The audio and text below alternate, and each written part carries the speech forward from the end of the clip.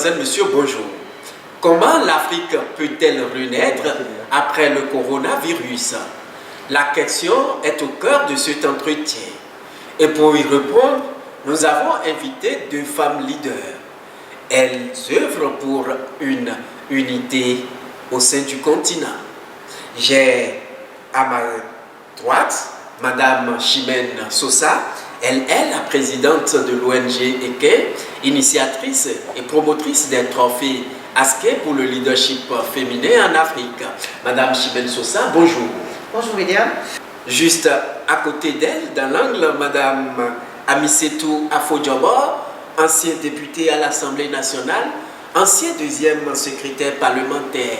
Elle est aujourd'hui membre intrépide et contestée du mouvement dit la résistance au régime talon. Madame Amisetou Afo-Diobo, vous êtes aussi panafricaniste. Je vous salue. Bonjour madame. Bonjour. Nous allons commencer par parler de la situation des Africains en Chine. Dites-nous, depuis quelque temps, les Africains sont victimes d'actes raciaux et racistes en Chine. Quelles sont vos impressions? On pense que c'est les Africains qui aujourd'hui veulent contaminer les Chinois. Et on a vu à travers des réseaux sociaux et même de la presse, les médias conventionnels, comment des Africains sont traités en Chine. Justement, quelle analyse vous en faites? L'analyse que j'en fais, c'est que d'abord, ça a toujours été ainsi. Le coronavirus n'est venu que révéler le comportement que les Occidentaux, les Chinois et autres ont vis-à-vis des Africains. Et ça, c'est parce que nos chefs d'État, pendant longtemps, ont laissé faire. Les présidents ont laissé faire. J'ai été très fière de voir ce consul. Je crois que c'est le consul, c'est pas l'ambassadeur, parce qu'il y a d'autres informations, sources qui disaient que c'était l'ambassadeur, je crois. J'ai été très fière de voir ce consul du Nigeria aller tempester, protester contre le traitement qui était donné à ces Africains-là en Chine. Et je crois que c'est de cette manière que nous devons pouvoir nous faire respecter en tant qu'Africains, parce que nous ne sommes pas des esclaves, nous sommes des partenaires de tous ces peuples-là. Et donc, dès l'instant où on est dans un partenariat, c'est le respect. Madame Chimène Sosa. Merci William de me donner la parole pour parler de ce sujet important qui interpelle toute l'Afrique. Je pense qu'il est temps que les Africains prennent leur destin en charge. Le comportement des Chinois nous interpelle tous.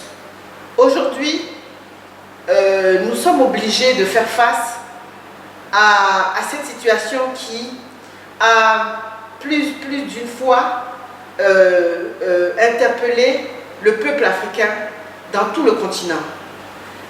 Aujourd'hui, nous réalisons qu'il est temps pour que nous aussi, nous rentrons chez nous et que nous fassions face à nos problématiques chez nous.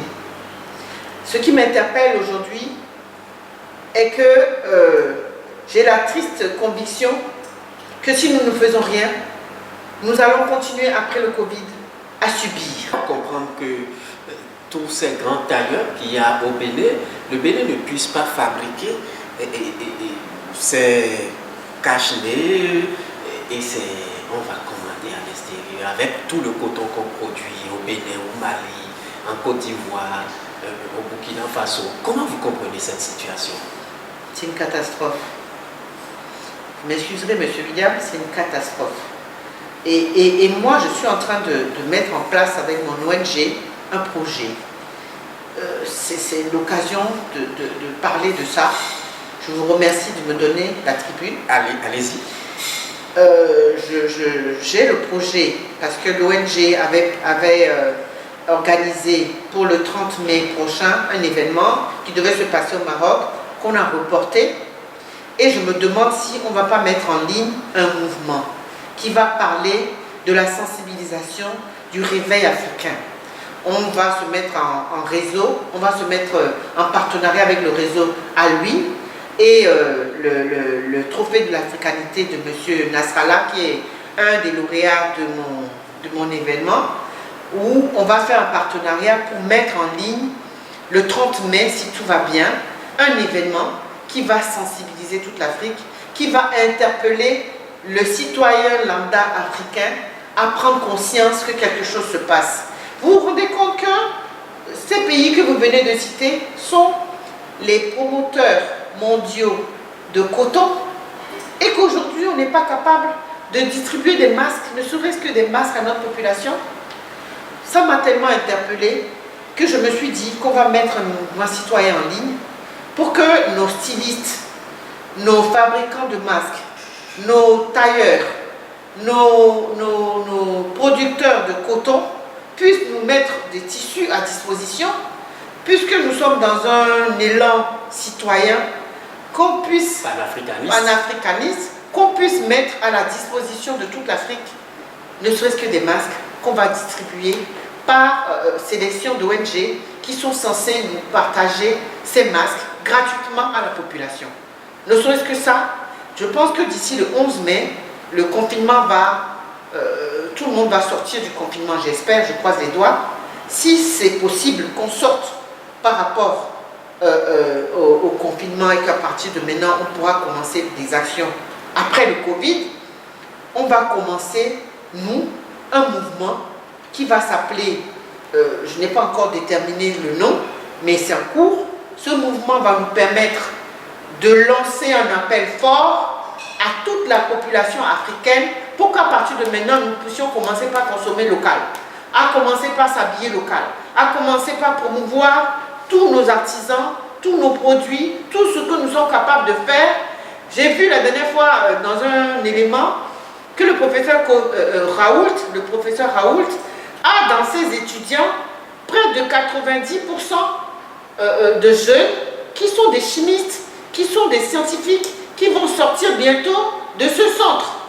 Ces gens-là, on doit leur demander aujourd'hui, à tous ces jeunes-là, on doit leur permettre de venir travailler sur le continent. Qui sont des Africains. Qui sont des Africains, des Marocains, des Tunisiens, des Africains, qui sont là-bas, en France aujourd'hui, en train de se former pour devenir des scientifiques. Donc tous ces futurs scientifiques doivent se joindre à M. Agon, au président du Madagascar, pour qu'on puisse sortir à partir de maintenant des produits made in Africa qui puissent sauver notre population aussi.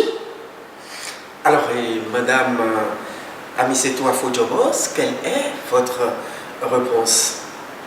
Vous imaginez que l'Afrique soit obligée de commander des masques en Chine, en Europe? Non, on peut faire les masques ici en Afrique. Il suffit seulement que chacun essaie de laisser un tout petit peu son ego de souveraineté. Je suis souverain, oui, on est souverain, d'accord, mais mettons-nous ensemble. Et je crois que nous devons pouvoir aller vers l'utilisation de ces masques artisanaux qui, en fait, ont la facilité d'être recyclés. On les lave le soir, on les replace le matin. Si vous avez 2 masques artisanaux, je crois que vous pourrez véritablement vous protéger contre le virus. Et je crois plutôt que le gouvernement ou les gouvernements africains, comme à l'instar de certains gouvernements, déjà ce matin j'ai entendu le Burkina Faso a dit qu'ils vont fabriquer des masques artisanaux à partir de leur tissu d'enfanine. Et donc, je crois que c'est ce qu'il y a à faire. Nous sommes des pays producteurs de coton. Nous avons des usines qui peuvent nous faire du tissage de coton. Je crois que c'est là, c'est ce qu'il faut faire. Le Bénin doit pouvoir aller dans ce sens de fabrication de masques artisanaux à l'intérieur de notre pays pour faciliter donc la possession de ces masques-là à toute sa population. Et au-delà de ça, quand on est des pays producteurs, si nous n'avons peut-être pas les moyens, ce qui m'étonnerait, de faire cavalier seul, on peut mutualiser les forces, à savoir le Burkina, le Mali, le Bénin et puis la Côte d'Ivoire qui produisent du coton pour proposer la fabrique de masques à vendre ou à envoyer dans les autres pays de l'Afrique occidentale, pourquoi pas de l'Afrique centrale. Donc je crois que le coronavirus nous arrive pour nous redonner une autre vision, nous obliger à une autre vision. Madame Chimène Sosa, le 30 mai, vous avez commencé par le dire, le Maroc va abriter la 4e édition de la cérémonie de remise officielle des trophées Askey pour le leadership féminin. Cette cérémonie, valablement, cette cérémonie de remise officielle de trophées est reportée sine die. Alors, est-ce la fin de la 4e édition des trophées Askey? C'est Dieu qui saura répondre à cette question pour moi. Mais comme la Providence est toujours de mon côté, j'ai eu l'opportunité de voir que c'est juste un événement qui a été reporté. Mais l'Afrique a besoin des personnes comme moi, comme d'autres, qui ont des messages à partager. Bientôt, nous n'aurons plus l'opportunité de se rassembler dans des endroits, ça ne va plus être d'actualité. Mais nous pouvons faire des choses en ligne. La technologie nous permet aujourd'hui de se rencontrer par milliers sur des réseaux. L'Afrique a besoin de leaders. L'heure d'aujourd'hui, où nous sommes en 2020, Martin Luther King avait déjà dit ça. Je cite, « Nous avons besoin de leaders qui ne sont pas amoureux d'argent, mais des leaders qui ont besoin de justice, qui n'ont pas besoin de publicité, mais qui ont besoin de l'humanité. Si nous devons nous fier à ce message, nous allons demander à tous les Africains de rentrer dans le mouvement que je vais lancer pour que nous choisissions un leader. Et ce leader portera l'Afrique. Parce que nous avons des exemples. Le roi du Maroc a commencé ce message pour nous. Et je pense qu'il est indiqué à suivre ce mouvement pour que tous les chefs d'État le suivent et qu'aujourd'hui l'Afrique puisse inspirer le respect dont parlait Fatou Diom en disant que l'Afrique est riche, mais on l'a appauvrie. L'Afrique n'a pas besoin d'argent, mais elle a besoin de respect. Je vous remercie. Votre message est très fort. Madame Amisetou Afo-Diombo, quel est votre message à l'endroit de la population africaine et plus précisément béninoise en cette période de Covid-19? Vous savez, mon message, c'est d'abord de dire à la population béninoise, africaine et mondiale qu'il faut que nous respections les gestes barrières qui nous ont été définis. Il faut que nous nous lavions les mains à tous les instants. Dès que nous sentons que nous avons touché quelque chose, dès que nous sentons que nos mains nous dérangent, il faut les laver. Ensuite, aujourd'hui au Bénin, par exemple, le masque est rendu obligatoire dans le cordon sanitaire qui a été défini par le gouvernement. Et donc, je crois que les populations sont en train de se soumettre véritablement à ce masque-là, qui est un véritable protecteur. Il protège celui qui porte le masque et il protège aussi les autres de cette pandémie, de cette contagion-là. Et je crois que si nous respectons effectivement ces gestes barrières, nous pourrons vraiment sauver l'Afrique. Merci madame, mesdames, mesdemoiselles, messieurs, c'est la fin de cet entretien. Mesdames, je vous remercie pour avoir accepté notre invitation. Merci, au revoir.